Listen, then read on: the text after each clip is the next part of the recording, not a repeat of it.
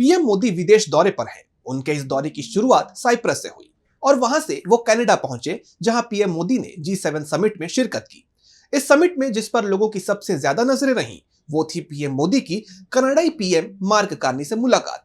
सबसे ज्यादा चर्चा इसी बात की हो रही थी कि क्या पीएम मोदी का ये दौरा भारत कनाडा के बेपटरी हुए रिश्तों में कोई सुधार लेकर आ पाएगा। तो क्या कुछ हुआ पीएम मोदी के इस कनाडा दौरे में?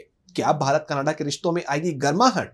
जानेंगे इस रिपोर्ट में। पीएम मोदी का कनाडा दौरा लंबे वक्त से चर्चा में बना हुआ है, क्योंकि बीते कुछ वक्त से दोनों देशों के रिश्तों में काफी तनाव देखा गया। रिश्तों में कड़वाहट के बीच G7 समिट में शिरकत करने के लिए जब पीएम मोदी कनाडा पहुंचे तो कनाडाई पीएम मार्क कार्नी ने उनका स्वागत किया। समिट के बाद पीएम मोदी और मार्क कार्नी के बीच द्विपक्षीय बैठक भी हुई, जिसे लेकर ये सवाल उठ रहे हैं कि क्या ये बैठक दोनों देशों के रिश्तों पर मरहम लगाने में कामयाब रही। जब इसे लेकर पत्रकारों ने सवाल किया तो कार्नी थोड़े असहज नजर आए। कार्नी ने बैठक को लेकर बताया कि हमने कानून प्रवर्तन वार्ता के महत्व पर चर्चा की, न कि सिर्फ बातचीत, बल्कि सीधे सहयोग के महत्व पर जोर दिया। और क्योंकि एक न्यायिक प्रक्रिया चल रही है, ऐसे में मुझे आगे की टिप्पणियों के बारे में सावधान रहने की जरूरत है। दरअसल भारत कनाडा के रिश्तों में आई दूरियों का प्रमुख कारण था निज्जर मामला। कानून प्रवर्तन वार्ता को इसी से जोड़कर देखा जा रहा है, लेकिन इस वार्ता से क्या निकलकर सामने आता है, ये फिलहाल साफ नहीं है।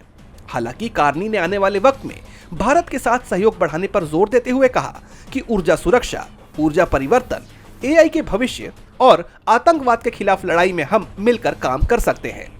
दोनों देशों ने हाई कमिश्नर को फिर से बहाल करने पर सहमति जताई, यानी G7 समिट के बाद अब भारत कनाडा के बीच नई शुरुआत की उम्मीद जताई जा रही है। वहीं इस समिट के इतर पीएम मोदी ने कई देशों के लीडर्स के साथ मुलाकात की, जिनमें फ्रांस के राष्ट्रपति इमैनुअल मैक्रों, इटली की PM Giorgia Meloni, German chancellor Friedrich मर्च, मेक्सिको की राष्ट्रपति Claudia Sheinbaum Pardo, Australia PM Anthony Albanese, दक्षिण अफ्रीका के राष्ट्रपति सिरिल रामाफोसा और साउथ कोरिया के राष्ट्रपति ली जे-म्यूंग शामिल हैं। इसके बाद पीएम मोदी क्रोएशिया रवाना हो गए। DB लाइव ग्लोबल की रिपोर्ट।